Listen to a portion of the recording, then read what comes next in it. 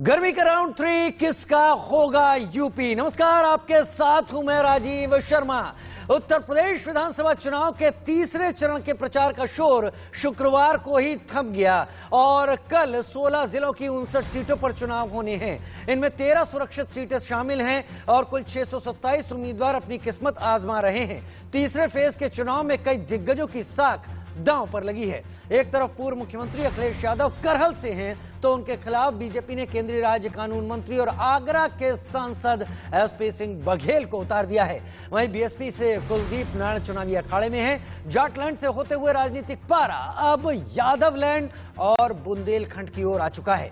तीसरे चरण में अखिलेश यादव, शिवपाल यादव, एसपी सिंह बघेल समेत कई दिग्गजों की साख दांव पर है।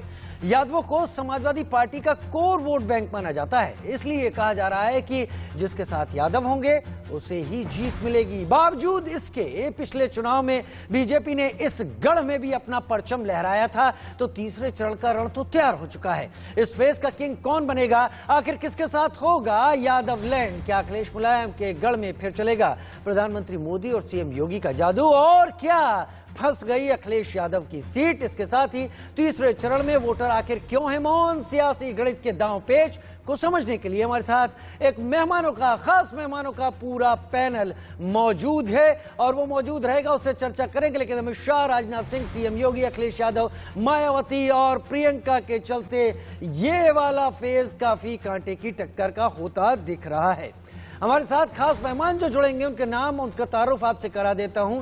धनंजय गिरी साहब हमारे साथ जुड़ेंगे, प्रवक्ता बीजेपी के तौर पर। दीपक झा कांग्रेस के नेता के तौर पर हमारे साथ जुड़ेंगे। अली मोर्तजा नेता एसपी हमारे साथ जुड़ेंगे। रोहित अग्रवाल प्रवक्ता आरएलडी हमारे साथ जुड़ेंगे। अरविंद मोहन जी हमारे वरिष्ठ कंसल्टिंग एडिटर इंडिया न्यूज हमारे साथ जुड़ेंगे। तस्वीरें आप टीवी स्क्रीन पर देखने लगे हैं, हमारे साथ चेहरे जुड़ने शुरू हो गए। बहुत स्वागत है आप सभी का हमारे साथ जुड़ने के लिए। ये चुनाव जो उत्तर प्रदेश का चुनाव है, हालांकि चल तो बाकी 4 राज्यों में भी रहा है, लेकिन लग रहा है कि तापमान इस ढलती सर्दी में भी सबसे ज्यादा उत्तर प्रदेश में ही है। शुरुआत अरविंद जी आपके साथ कर लेता हूं, कंसल्टिंग एडिटर इंडिया न्यूज हमारे साथ जुड़े हुए हैं और आपसे राह तय कर लेता हूं इस पूरे डिस्कशन की। तीसरा चरण जिसके लिए मतदाता निकलेगा तो सही, लेकिन क्या मतदाता यहां भी अलग मुद्दों पर वोट करेगा क्योंकि ये अलग हिस्सा आ जाता है, या फिर पूरे उत्तर प्रदेश का मिजाज आपको तीसरे राउंड में भी उसी गर्मी का दिख रहा है जो पहले राउंड से शुरू हुई थी? नहीं, चीजें बदली हैं, बल्कि इस फेज में 3 हिस्से हैं। हम सब लोग यादवलैंड की बात ज्यादा कर रहे हैं, लेकिन अभी पश्चिमी उत्तर प्रदेश का कुछ इलाका आज कल वोट करेगा और बुंदेलखंड में भी चुनाव पहुंच रहा है। तो और इन तीनों इलाकों का मिजाज अलग अलग है। पश्चिमी उत्तर प्रदेश वाला इलाका तो पिछले 2 फेज का एक्सटेंशन होगा, लेकिन बाकी 2 जगह नए तरह की शुरुआत होगी। जो इलाका पश्चिमी उत्तर प्रदेश का है उसके लिए भी मैं देख रहा हूं और मुझे लग रहा है कि जो पहले कोशिश हो रही थी कि चुनाव कम्युनल लाइन पे जाए, हिंदू मुसलमान बने, जिन्ना और ये बने, वो इशू आज की तारीख में अब धीरे धीरे नीचे उतरते जा रहे हैं। और एक साफ चीजें दिख रही है, जैसे हम यादवलैंड से ही बात कर रहे हैं, कि जाति का डिस्कोर्स शायद पिछले बार से ज्यादा, पहले जो भी जाति की चर्चा हुई है वो सिर्फ जाटों की हुई है और जाटों में भी किसान के तौर पे ज्यादा हुई है कि किसानों की नाराजगी रही है बीजेपी से, उसको बीजेपी ने दूर करने की बहुत कोशिश की और बहुत तरह तरह के तरीके अपनाए, बहुत कुशलता से भी मैं कहूँगा चीज़ों को अपनी तरफ करने की कोशिश की। वो कितना हुआ ये अब रिजल्ट बताएगा, लेकिन सिर्फ जाटों की चर्चा तब हुई थी। जाटों से कई गुना ज्यादा मैं मानता हूँ जाटों का वोट महत्वपूर्ण है। तो जाटों वोट की चर्चा हम लोग लगभग भूल गए थे, क्योंकि हिंदू मुसलमान, लॉ एंड ऑर्डर, सपा गुंडों की पार्टी, वो बदमाशों की पार्टी, वो भले की पार्टी, यही सब डिबेट चलते रहे। कास्ट का डिस्कोर्स आया नहीं था। कास्ट का डिस्कोर्स कायदे से इस फेज से शुरू हो रहा है, जो मुलायम सिंह जी के इलाके से लेके बुंदेलखंड में काफी प्रभावी होगा जी। और जितना भी फिर चुनाव पूरब की तरफ बढ़ेगा ये उतना ही प्रभावी होता जाएगा। इसकी एक वजह तो ये भी है कि किसान आंदोलन का असर इन इलाकों में कम रहा है जी। और दूसरा ये है कि मुसलमान आबादी कंपैरेटिवली पश्चिम से कम है, तो इसलिए पोलराइजेशन से लाभ घाटा भी कम होगा। जी तो जी। ये दो बदलाव बड़े दिख रहे हैं। और मुझे याद आता है कि एक और चर्चा में हम और आप साथ थे और वहां पर हमारे एक सहयोगी ने जो जाटव का मुद्दा, जाटव वोट की बात आप कर रहे हैं, वो भी रखा और उन्होंने ये भी कहा था कि हम मायावती और बीएसपी को अभी तक के जो दो दौर हो चुके हैं उसमें थोड़ा कमतर आंक रहे हैं, ये एक सरप्राइज फैक्टर हो सकते हैं। धनंजय गिरी मेरे साथ प्रवक्ता बीजेपी के तौर पर जुड़े हुए हैं। इस बीच दीपक झा मेरे कई शोज में शामिल हो चुके हैं, नेता कांग्रेस के तौर पर मेरे साथ जुड़ चुके हैं इस वक्त। दीपक झा भी बहुत स्वागत है। दीपक भाई आपका भी। लेकिन धनंजय, हाँ, रोहित अग्रवाल जी भी हमारे साथ प्रवक्ता आरएलडी इस वक्त जुड़ चुके हैं। आप सभी का स्वागत है। धनंजय भाई, आपसे मैं सवाल की अब शुरुआत कर लेता हूं। आपने अरविंद मोहन जी को सुन लिया होगा। मैं कुछ पेपर खंगाल रहा था, कुछ गूगल पे भी जाकर देख रहा था। तीसरे चरण का मतदान एकदम मुहाने पर है। कल मतदाता निकलेगा और बड़ी मात्रा में निकले, कहीं ज्यादा अच्छा होगा।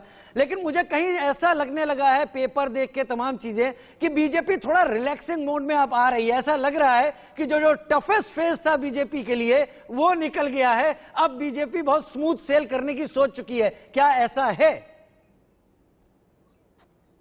देखिए, ऐसा है कि हम आत्मविश्वास से भरे हैं। जो सनातन है वही सत्य है, और सत्य ये है उत्तर प्रदेश की, अगर आप सत्य की बात करें तो उत्तर प्रदेश में योगी की सरकार बनी है और फिर बनेगी, क्योंकि उत्तर प्रदेश में योगी जी ने बेलगाम राजनीति को संस्कृति से खूंटे से बांधने का प्रयास किया है। आवारा पॉलिटिक्स और आवारा पशु दोनों उत्तर प्रदेश की चुनौती रहे हैं। फार्मिंग पर बहस बाद में कि ऑर्गेनिक होगी नॉन ऑर्गेनिक होगी, लेकिन पहले आवारा पशु से फसल तो बचे, आवारा पॉलिटिक्स से पहले समाज तो बचे। इसके लिए प्राथमिकता उत्तर प्रदेश की सुरक्षा थी। जान बचे तो लाखों पाए। भाजपा प्राथमिकता तय करती है, इसलिए पार्टी भी डिफर है। आज उत्तर प्रदेश का आम आदमी, कॉमन मैन, जो लॉ एंड ऑर्डर से योगी जी के शासन काल में और मोदी जी की जो प्रभावी नीतियां हैं, जो जिसमें क्या है, सबका साथ, सबका विकास, सबका विश्वास। अभी हमारे सम्मानित भाई साहब बता रहे थे कि यादव की ये है वो है। कास्ट लाइन पॉलिटिक्स इस देश में बहुत बड़ी समस्या रही है। हम वहां भी सम्मान करते अगर अखिलेश जी ने अपने 5 साल के शासन काल में एक जाति विशेष को भी स्ट्रेंथन कर दिया होता, तो कम से कम जो हमारे युग पुरुष आदरणीय नरेंद्र मोदी जी का जो सपना है कि सबका साथ, सबका विकास, सबका विश्वास, कम से कम उसमें कुछ परसेंटेज की तो राहत होती, कुछ लोगों का जो विकास हुआ होता। लेकिन वो भी नहीं हुआ। ये कुल के कुलंगार बन गए। सबका वोट लेकर के और अपने परिवार का विकास किया गया। ये कुल के कुलंगारों के ऊपर पूरी पार्टी चली है। और आज उत्तर प्रदेश का एक जाति विशेष का मतदाता भी देख रहा है कि हमारे लिए क्या किए तुमने, जो कुछ भी किया अपने परिवार के लिए किया। आज अखिलेश आजम के लिए लड़ते नहीं दिखते, हिजाब के लिए मरते नहीं दिखते। क्रेडिट किसको जाता है? या क्रेडिट और मोदी जी और योगी जी को जाता है। चुनाव जोर पर है। आज नरम और गरम हिंदुत्व की भी कुछ लोग बात कर रहे हैं। हिंदुत्व राजनीति के केंद्र में आ गया है। यह हमारी वास्तविक जीत है। बाकी बचा अखिलेश जी का सामाजिक भागीदारी और रिश्तेदारी, कम विकास और ज्यादा विकास जैसे चिन्हित सवालों का समाधान लिए खड़ा। कथित बढ़ती हुई सपा के बदला हुआ सपा की जो बात कर रहे हैं, क्या बदला है? बदला लेने की प्रवृत्ति रही है, बदला लेने की संस्कृति रही है इनकी। लेकिन उत्तर प्रदेश का आम नागरिक, आम आवाम, आम जनता जो देख रही है, वैश्विक नेतृत्व जो आज भारत के पास है आदरणीय नरेंद्र मोदी जी का, उसमें सबको लेकर के चलने की बात हो रही है। कुछ जाति धर्म मत पथ संप्रदाय की बात ही नहीं है। कुछ लोगों ने अल्पसंख्यकों की राजनीति की है, लेकिन अल्पसंख्यकों का क्या भला किया? अगर अल्पसंख्यकों का भी भला कर दिया होता तो कम से कम आज देश के हिस्से में उतना लोग विकसित हो गए होते, उतना भार कम होता हमारे ऊपर। ठीक है, 70 साल की राजनीति ने ठीक है धनंजय भाई, आपने वो आधार गिनाए जिसके चलते आपको लगता है कि क्यों बीजेपी की तरफ से अब बयान ऐसे आ रहे हैं। जैसा मैंने कहा कि बीजेपी कुछ रिलैक्स फील कर रही है कि जो टफ पीरियड था वो निकल गया, आगे तो हम आगे बढ़ जाएंगे। लेकिन मतदाता क्या करता है ये हमें आखिरी दिन जब तक ईवीएम नहीं खुलती तब तक नहीं पता होता है। हकीकत तो यही है। अली मुर्तजा मेरे साथ इस वक्त जुड़े हुए हैं। अली भाई, बहुत सारी बातें की है धनंजय गिरी ने। उन्होंने एक बात आप लोगों के ऊपर यह बोली कि जो कुछ किया है इस पार्टी ने वो जाति विशेष की बात करते हुए केवल अपने परिवार के नाम पर किया है। कानून व्यवस्था की बात कर रहे थे लेकिन हाथरस और उन्नाव की जिक्र उन्होंने नहीं किया। आप बताइए, ये तीसरा फेज क्या आपके लिए बहुत बेहतर है या अब आपके लिए आपको लग रहा है कि थोड़े मुश्किल फेज अब आपके लिए शुरू होंगे? देखिए, हमारे लिए पहले दिन से ही कोई मुश्किल फेज नहीं था। आप देख लीजिए, पश्चिम जो है सबसे मजबूत गढ़ था बीजेपी का, वो इनका यहाँ पे सफाया हो गया है। इनके पश्चिम से ही मैं शुरुआत कर लेता हूं। इनके माननीय मुख्यमंत्री जी घर घर जाके पर्चे बांटने मजबूर हो जाते हैं और इन्हीं के सरदना के विधायक संगीत सोम बूथ कर्मचारी को पीटते हैं। और इसके बाद में इनके जो हमारे जो सेकंड फेज का इलेक्शन हुआ था उसमें शाहजहानपुर में हमारे एजेंट को, सुदीप कुमार को गोली मार के हत्या कर दी जाती है। एससी बघेल सिंह जी कहते हैं कि जी गुंडों की नसबंदी कर देंगे। इन्हीं के थर्ड फेज की एमएलए हैं सरिता भदौरिया, वो कहती हैं कि मंच पे आके कहती हैं कि लोग हमारी नमस्ते तक नहीं ले रहे हैं, हमने उनको राशन दिया, पानी दिया, पैसे दिए, हमारी सुन नहीं रहे हैं। इनके दूसरे सर मैं बता देता हूँ, इनके दूसरे नेता हैं राम सेवक सिंह पटेल, वो कहते हैं कि हमें ये बूथ जीतने के लिए, हमें इसी जीतने के लिए हम चाहे हमें दंगे कराने पड़े, हमें चाहे शराब माफिया बनना पड़े, चाहे पैसा देना पड़े, हम करेंगे। देखिए इनकी हवा कितनी चल रही है ये मैं आपको बता देता हूँ। माननीय अमित शाह जी एक रोड शो करते हैं, वो कहते हैं कि रोड शो बीच में बंद कर देते हैं, कह रहे छोड़ो सब खत्म हो गया। उसके बाद में कानपुर में स्मृति ईरानी जी वो नाराज होकर चली जाती हैं, रोड शो छोड़ के चली जाती हैं। लेकिन लहर तो इनकी इतनी चल रही है कि गांव गांव शहर शहर इनके विधायक सांसद मंत्री दौड़ाए जा रहे हैं, इनको गांव में जगह मिल नहीं रही है। इसलिए तो क्या आप इस बात का समर्थन करते हैं कि लोकतांत्रिक प्रक्रिया में अगर चुनाव हो रहा है, विपक्षी को लोग मार के भगा रहे हैं, तो बहुत अच्छी बात है, होना चाहिए और अच्छी तरीके से होना चाहिए। देखिए क्या आप इसका समर्थन करते हैं? देखिए इसकी मैं वजह बता देता हूं। जब किसान जो है दिल्ली बॉर्डर पर मारे जा रहे थे तो प्रधानमंत्री और गृह मंत्री किसान नहीं अली भाई, किसानों का आड़ मत लीजिए। अगर ये काम हो रहा है, क्या स्वस्थ लोकतांत्रिक परंपरा में किसी भी प्रत्याशी को मार के भगाना उचित है? आप समर्थन करते हैं? देखिए समाजवादी पार्टी के किसी व्यक्ति ने भी किसी को नहीं मारा है, नहीं कहा है, सिर्फ किसान। तो आप लगातार समाजवादी पार्टी वाले अपनी बात रखने में इस बात को बढ़ा चढ़ा कर रखते हैं कि फलाना जगह से मार के भगाया गया, यहां से दौड़ा दिया गया। ये गर्व की बात है क्या? गर्व की बात नहीं है, ये इनके शर्म की बात है कि इन्होंने देश के लिए कुछ नहीं किया, लूट रहे थे। देखिए गुजरात की एक मंडली है जो बार बार देश का ब्लैक मनी के नाम पे व्हाइट मनी, मुझे लगता है आप जी बोलिए। आपको देख लीजिए 2018 में स्टेट बैंक उस पर एफआईआर कराता है और ट्रिब्यूनल कोर्ट उस पर आदेश देता है कि सीपीआर की तमाम जो संपत्ति है चल और अचल इसको बेचकर रिकवरी की जाए। लेकिन गुजरात के कुछ व्यक्तियों की सह पे उस कंपनी को दोबारा से लोन दिया जाता है और वो लोन बढ़कर 30,000 करोड़ हो जाता है और जो देश से फरार हो जाता है। मैं तीसरे फेज के मुद्दे जान रहा हूं, आप मुझ पे गुजरात ले जा रहे हैं, आप तमाम चीजें। खैर मैं आपके पास फिर लौट के एक बार आऊंगा, दीपक झा के पास चलता हूं। दीपक, लड़की हूं लड़ सकती हूं, पिछले कुछ दिनों में उत्तर प्रदेश से जो तस्वीर उभरी है दीपक, आप ऐतराज रख सकते हैं इस बात पर, लेकिन उसमें समाजवादी पार्टी आरएलडी गठबंधन एक तरफ दिख रहा है तो बीजेपी दूसरी तरफ दिख रही है। आप कहां हैं? आपने एक तरफ समाजवादी की बात कर ली, दूसरी तरफ बीजेपी की बात कर लिया, तीसरी तरफ कांग्रेस है। आपको त्रिकोणीय मुकाबला नजर आएगा। जी एक तरफा या दो तरफा चुनाव नहीं है, त्रिकोणीय मुकाबला आया है। और प्रियंका गांधी ने ये जो नारा दिया है, प्रियंका गांधी को आज अगर उत्तर प्रदेश में प्रचार आज के दिन पे नहीं है, आज पंजाब में भी है, गोवा में भी है, कहने का मतलब यह है कि वो पिछले 2 सालों से 2.5 सालों से उत्तर प्रदेश की जनता के साथ हैं। तो इसलिए आपको पूछने की जरूरत नहीं है कि कांग्रेस कहाँ है। ये भाजपा का मैनिपुलेशन है कि भाजपा हर जगह दिखना चाहिए। भाजपा नारों में है, जुमलों में है, लेकिन हकीकत में नहीं है। उत्तर प्रदेश की जनता ने देख लिया है कि योगी आदित्यनाथ और मोदी जी ने मिलके पिछले 5 सालों में आपको 2.5 किलो गेहूं और 2.5 किलो चना दिया है, आपको खाने को नहीं दिया, आपको नौकरी नहीं दिया है। रोजगार भी मांगने जाते हैं तो कहते हैं पकोड़े तलिए, लेकिन पकोड़ा तलने के लिए आपने गैस सिलेंडर महंगा कर दिया, आपने तेल महंगा कर दिया। तो उत्तर प्रदेश की जनता को दिख रहा है। भाजपा प्रवक्ता यहाँ पे बैठ के बातें कर रहे हैं, हिंदुत्व की बात गिना रहे। हिंदुस्तान हिंदुत्व से चलेगा या भारत की संविधान से चलेगा? धनंजय गिरि जी आज अभी बताएं। ये आज अभी मुझे इसी चैनल पे मुझे इसका जवाब चाहिए।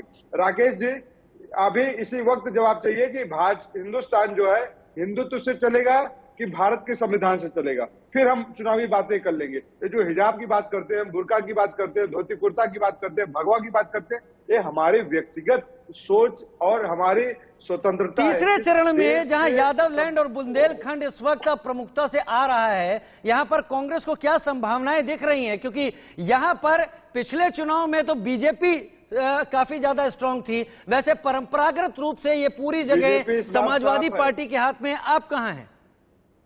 मैं आपको बता रहा हूं, भाजपा इस बार साफ है। भाजपा की अगर 40 सीटें आ जाइएगा तो आप गिन लीजिएगा, 10 तारीख को बैठ के आपसे चर्चा करेंगे। भाजपा की 40 सीटों से ज्यादा नहीं आ रही। मैं अभी उत्तर प्रदेश के दौरे पे हूँ, 40 सीटें में घूम रहा हूँ। 40 सीटें मैं बता 40 कहां की दे रहे हैं ये भी बता दीजिए, भाजपा को भी पता चल जाएगा। इसके लिए हम आकलन कर लेंगे। 40 सीटें उत्तर प्रदेश की, हर लोकसभा सीट से 2-2 सीटें ले लीजिए आप इनके, हर लोकसभा सीट से। चलिए चलिए, मैं शुभकामनाएं दूंगा। दीपक, मैं आपके आकलन पर सवाल नहीं उठाता, क्योंकि ये आकलन आपका है। 40 सीटों पर आप ले आए, यानी ये मानना है कि 40 जगह बीजेपी स्ट्रांग है। स्टूडियो से बैठ के और मोदी जी की तरह बड़े बड़े बयानबाजी और टेलीप्रॉम्प्टर से बैठ के भाषण नहीं पढ़ रहा हूँ। जनता का मत है, जनता ट्रस्ट। मैं धनंजय आ रहा हूँ, नोट करिए, आपके पास आ रहा हूँ। ठीक है ठीक है ठीक है। दीपक भाई, अगर आप डीजल पेट्रोल की बात करेंगे तो नहीं, इस पे बात दीपक भाई घेरिए, मैं आपको रोकूंगा नहीं, लेकिन अगर आप भी, आपके पास जब इतने मुद्दे हैं तब आप केवल हिंदुत्व पर घेरने बैठ जाएंगे तो वो डीजल, पेट्रोल, रोजगार, महंगाई, किसान, वो सब छूट जाते हैं। फिर आप लोग कहते हैं मुद्दे पर चर्चा नहीं हुई। रोहित अग्रवाल मेरे साथ, प्रवक्ता आरएलडी, इस वक्त मौजूद हैं। रोहित भाई, जो बड़ा एरिया था, जाटलैंड था, वो तो अब पीछे छूट चुका है। अब हम आगे बढ़ रहे हैं धीरे धीरे चुनाव में। आरएलडी बाकी जगह समाजवादी पार्टी के साथ गठबंधन में कितना बड़ा परिवर्तन देख रही है अब उत्तर प्रदेश के आने वाले चरणों में? राशिद भाई, हमारा संविधान जातियों के नाम पे राजनीति करने की इजाजत नहीं देता, और ना हम जातियों के नाम पे राजनीति करते हैं। पर भारतीय जनता पार्टी की भाषा में अगर हम बोलें तो पहला चुनाव जाटलैंड पे निपट गया, दूसरा चुनाव मुसलमान लैंड पे निपट गया और तीसरा चुनाव यादव लैंड पे निपट जाएगा। तो भाजपा तो तीनों चरणों में साफ है। इसके अलावा मैं अब मेन मुद्दे पे आना चाहूंगा कि अभी धनंजय गिरी बता रहे थे, मुझे बड़ा अच्छा लगा कि कम से कम इनको पता है 5 साल की समस्या क्या है। आवारा पॉलिटिक्स और आवारा पशु, यही समस्या है 5 साल की जो इन्होंने चर्चा की। मुझे तो ऐसा लगा कि कहीं ऐसा तो नहीं है धनंजय गिरी किसी और पार्टी के प्रवक्ता हो। बाद में मैंने देखा आपका सही से तो नहीं, बीजेपी के ही प्रवक्ता थे। तो मैं बता दूं इनको कि आवारा पशु ही है बिल्कुल बड़ी समस्या, जिसने पूरे खेतों को चरा है। और यही एक समस्या है जो तीसरे चरण की है, जिसमें किसान बुंदेलखंड का जब मोटा अनाज उगाने की कोशिश करता है या मटर उगाने की कोशिश करता है तो वो मटर को चट कर जाता है आवारा पशु, और उस मोटे अनाज को चट कर जाता है आवारा पशु। इसके अलावा जो आवारा पॉलिटिक्स की इन्होंने बात की, तो ये हाथरस के अंदर जब आधी रात को आप बेटी जलाते हो तो वही है आवारा पॉलिटिक्स। और कानपुर के अंदर जब खुशी दुबे जो 4 दिन की ब्याहता है, उसकी आज तक जमानत नहीं होती है, और आशीष मिश्रा टेनी जो किसानों को कुचलने का काम करता है, और उसकी जमानत करवाने के लिए आप इतने बेताब थे कि आपने कमजोर पैरवी करके उसकी जमानत होने दी। यही है आवारा पॉलिटिक्स। और कानपुर का व्यापारी मनीष गुप्ता जब आपके मुख्यमंत्री के गृह जनपद गोरखपुर में जाता है और आपकी पुलिस उसको मार देती है, उसकी हत्या कर देती है, यही है आवारा पॉलिटिक्स। तो मैं बता दूं भारतीय जनता पार्टी को, ये जो आपने आवारा पशु छोड़े हैं और ये जो आवारा पॉलिटिक्स आपने की है 5 सालों में, यही आपके ताबूत में आखिरी कील साबित होगी। जिस तरीके से आज महंगाई से जनता त्रस्त है, युवा जब रोजगार मांग रहा है तो आप उस पर लाठी चला रहे हो, किसान 13 महीने तक आप उसको सड़कों पे बैठाए रखा और 700 किसानों की शहादत पे आपका मुंह चिपका हुआ था। आप किस हिंदुत्व की बात करते हो? वो जो 700 किसान मरे थे, क्या वो किसी जाति और किसी धर्म को देख के मरे थे क्या? या वो हिंदू नहीं थे? तो आप किस हिंदुत्व की बात करते हो, किस हद से हिंदुत्व की बात करते हो?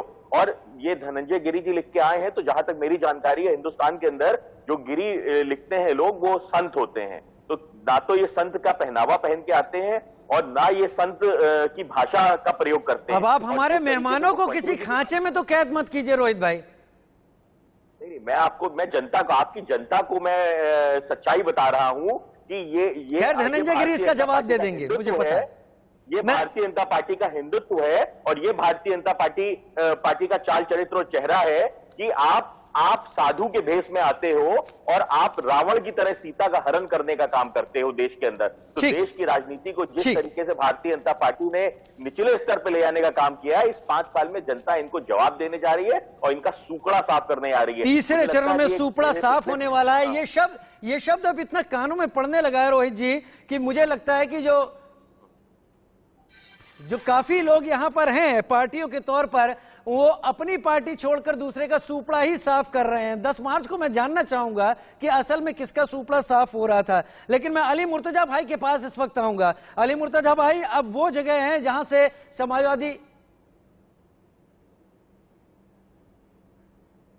समाजवादी पार्टी के अध्यक्ष अब अखिलेश यादव करहल से मैदान में हैं। करहल से एसपी सिंह बघेल को उतार दिया बीजेपी ने। करहल की सीट फंस तो नहीं रही है? Sir, SP Singh Baghel Samajwadi party के अध्यक्ष के आगे एक बौना साबित होंगे, एक बच्चा साबित होंगे।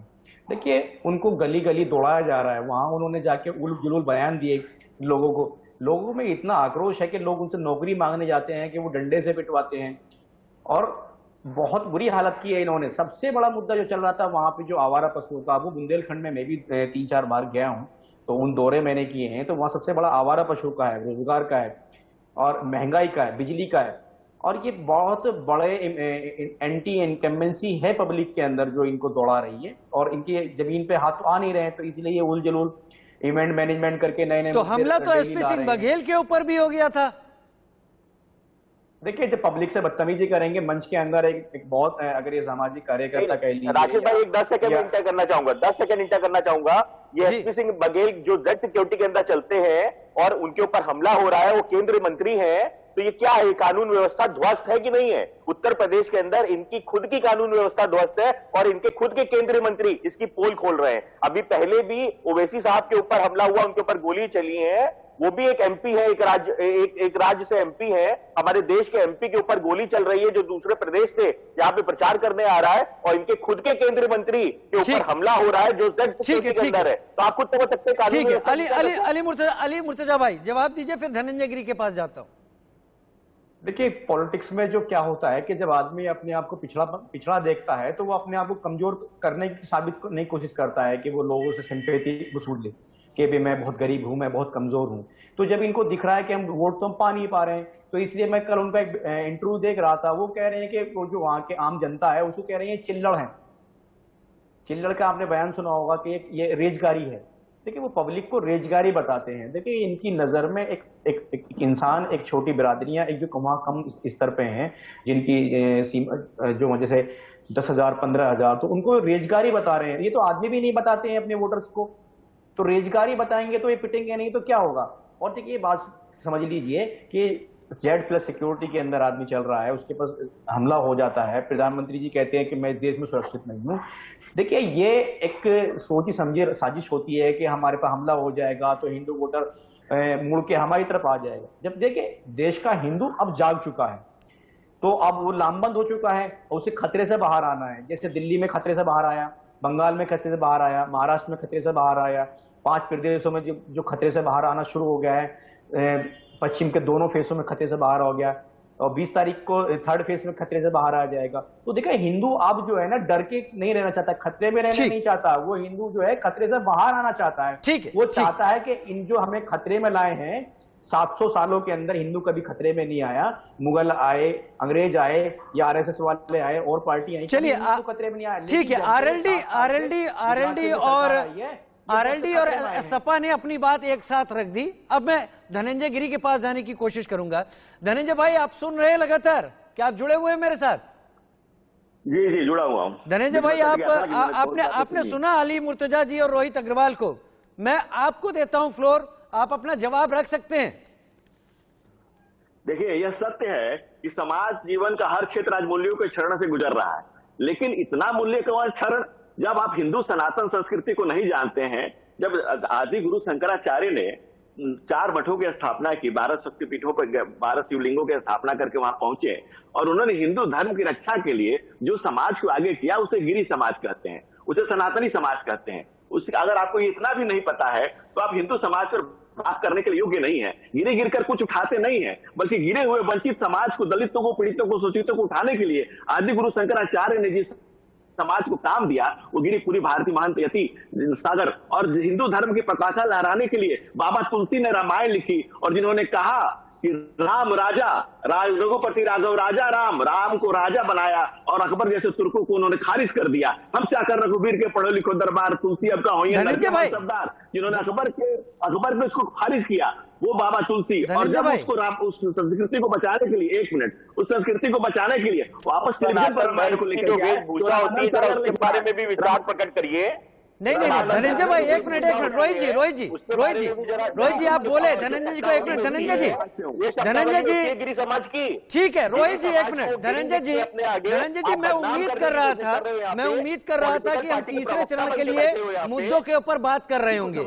आरएलडी भी घूम फिर कर उसी मुद्दे पर आई, सपा भी हिंदुत्व की बातें करने लगी, क्योंकि वो आपके ऊपर कह रहे हैं आप हिंदुत्व की बातें कर रहे हैं, आप भी हिंदू की बात कर रहे हैं, आप भी इतिहास की बात कर रहे हैं। मुद्दे कहां हैं तीसरे चरण के? हम क्यों नहीं लड़ पा रहे हैं? हमको क्यों ऐसा लग रहा है कि हम इन्हीं मुद्दों पर लड़ाई झगड़ा कर पाएंगे और अपनी बात पहुंचा पाएंगे? धनंजय, हमारे कांग्रेस के प्रवक्ता कह रहे थे कि भाजपा को 40 सीटें आएंगी, और जब आपने पूछा कहां से आएंगी तो उन्होंने कहा कि सब पार्लियामेंट से 2-2 आएंगी। तो उनको ये भी नहीं पता है कि उत्तर प्रदेश में 80 पार्लियामेंट है और 40 सीट हमें दे रहे हैं, हर पार्लियामेंट से 2-2 सीटें दे रहे हैं। विपक्ष की बौखलाहट आप देख लीजिए, मुद्दों पर बात करने की इनकी स्थिति नहीं है। और जो भाई साहब आवारा पशु और आवारा पॉलिटिक्स की बात कर रहे थे, ये आवारा पॉलिटिक्स थी, इसे नरो महेंद्र नरेंद्र ने नाथ दिया।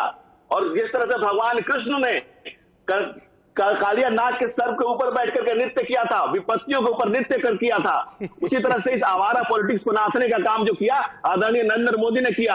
आवारा पॉलिटिक्स उत्तर प्रदेश की जो थी उसे नाथने का काम किसने किया? अरविंद जी ने किया। ठीक है धनंजय भाई, अभी समय है, अरविंद मोहन जी को सुन लेते हैं। अरविंद जी, मेरे पास अब कोई सवाल नहीं है, आप अपनी प्रतिक्रिया रख सकते हैं। आप चंद्रे के नाम पे खा गए। तीसरे चरण को लेकर आप अब क्या तस्वीर उभरती देख रहे हैं अरविंद जी? देखिए, ये जो अभी आपने टोका था सपा प्रवक्ता को कि भाजपा नेताओं के विरोध या उनको भगाए जाने की घटनाओं को क्यों इतना कह रहे हैं, अब पार्टी के तौर पे या डेमोक्रेसी की बात करते हुए हमको उसका पक्ष तो नहीं लेना है, लेकिन इंडिकेटर तो वो हैं ही।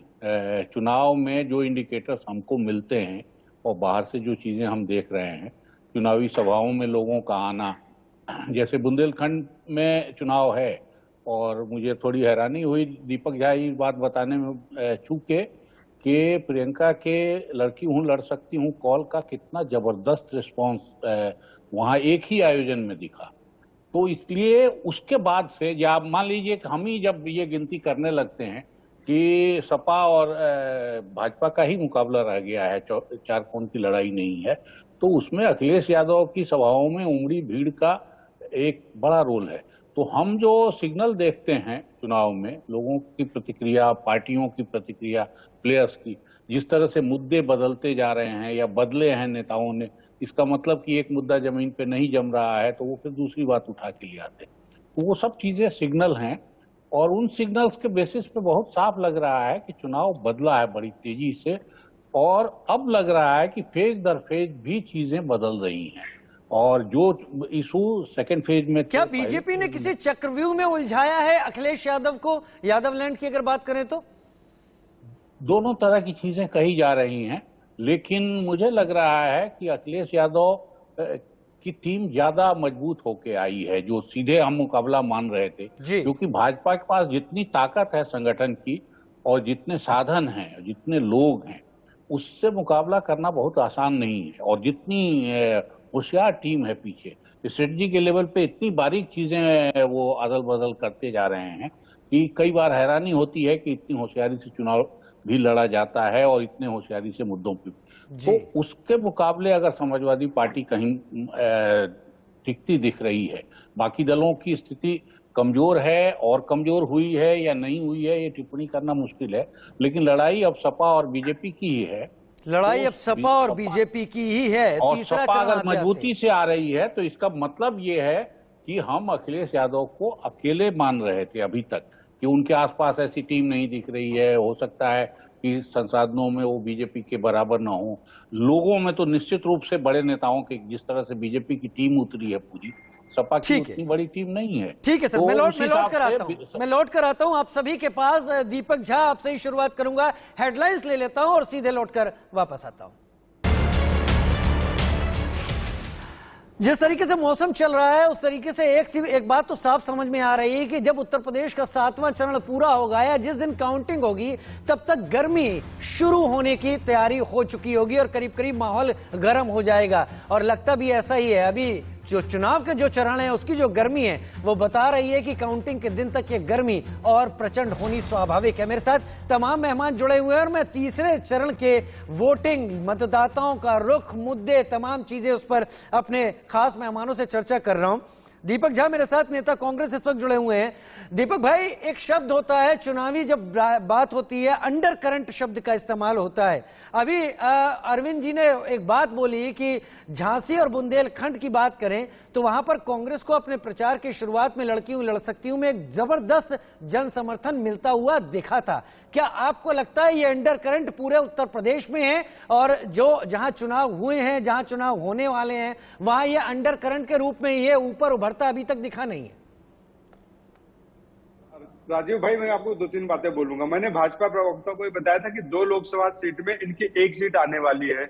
जो मेरे को कैलकुलेशन बता रहे थे तो 80 लोकसभा सीट में इनकी 40 आने वाली है। पहले ये बात समझ लें। ठीक है, समझ गया। सवाल किया था कि इनको सवाल किया था कि भगवा से देश को चलाएंगे कि भारतीय संविधान से चलाएंगे, उसका जवाब नहीं दिया। ये आप देख रहे हैं किस तरीके से स्ट्रेटजी। तीसरी बात, अरविंद मोहन जी ने कहा था कांग्रेस में, बता रहा हूं, पिछले 30 सालों में, आपको भी पता है, पिछले 30 सालों में जो पार्टी उत्तर प्रदेश में सत्ता में नहीं है उसको कितना संघर्ष करना पड़ेगा, वो आपको भी पता है, हमको भी पता है। और उस वास्तविकता से हम दूर नहीं है।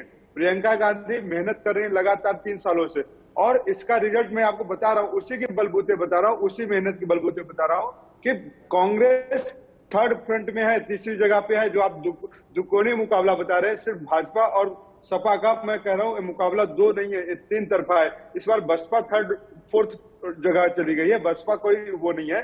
तो लेकिन वक्त आएगा, चुनाव हो रहे हैं, मुद्दे बहुत उठ रहे हैं, हिंदू मुसलमान हिजाब, और लेकिन प्रियंका गांधी ने क्या कहा, लड़कियों की सुरक्षा, किस तरीके से कुलदीप सिंह सेंगर जैसे हाथरस कांड हुए, ये सबको पूरे देश को पता है। उत्तर प्रदेश की एक महिला मंत्री थी स्वाति सिंह, वो कहती है मेरा पति मुझे पीटता था।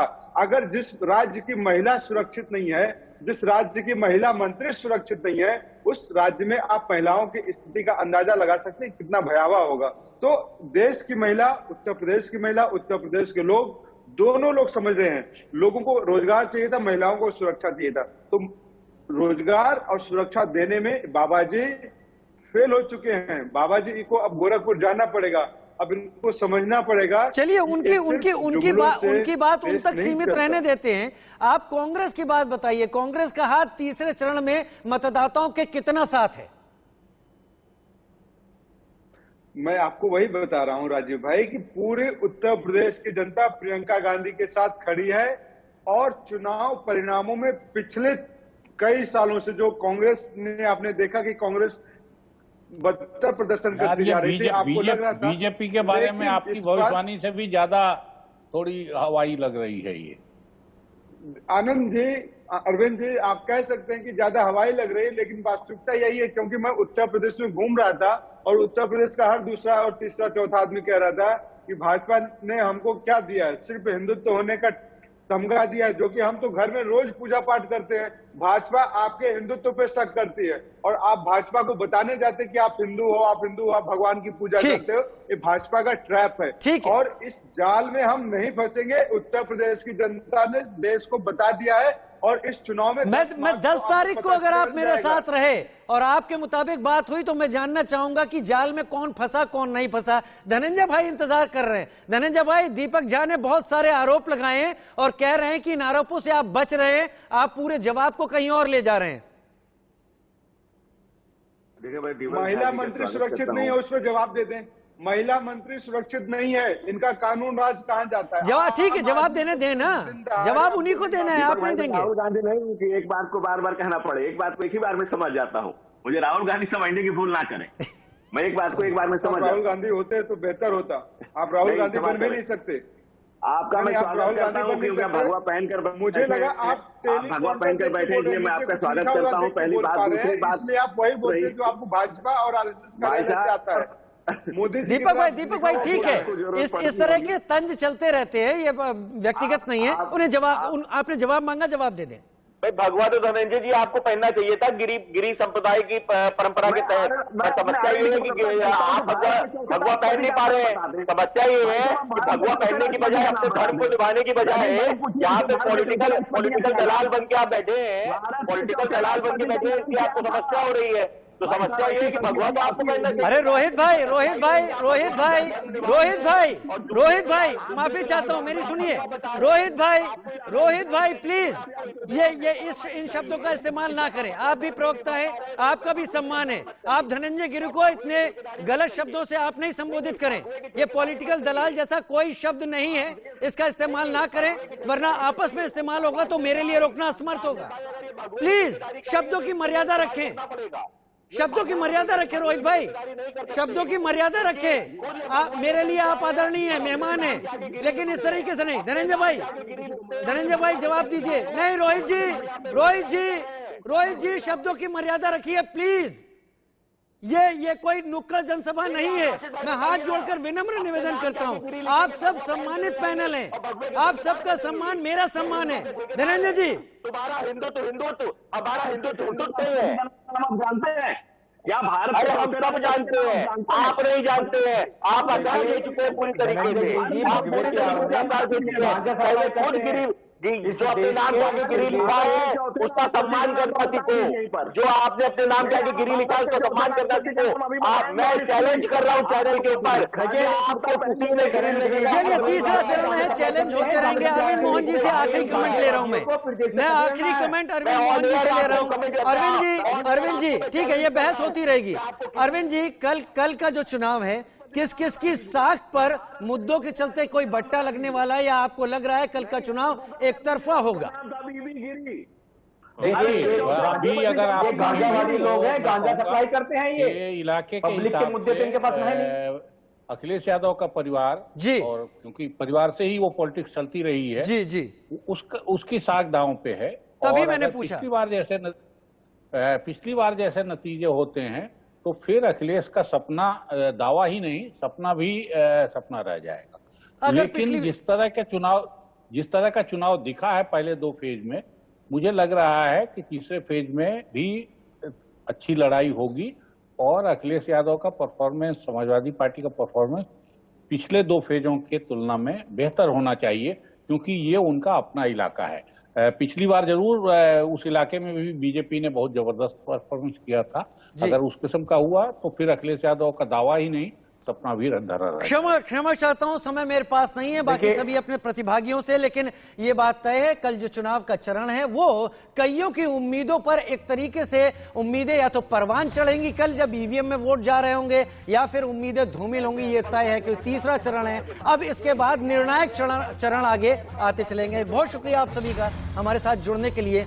तीसरे चरण के लिए उत्तर प्रदेश का मतदाता तैयार है। हम उम्मीद यही करेंगे, लोकतंत्र का पर्व है, अपने घर से निकलें और वोट जरूर करने जाएं। हमारी इस खास पेशकश में फिलहाल इतना ही।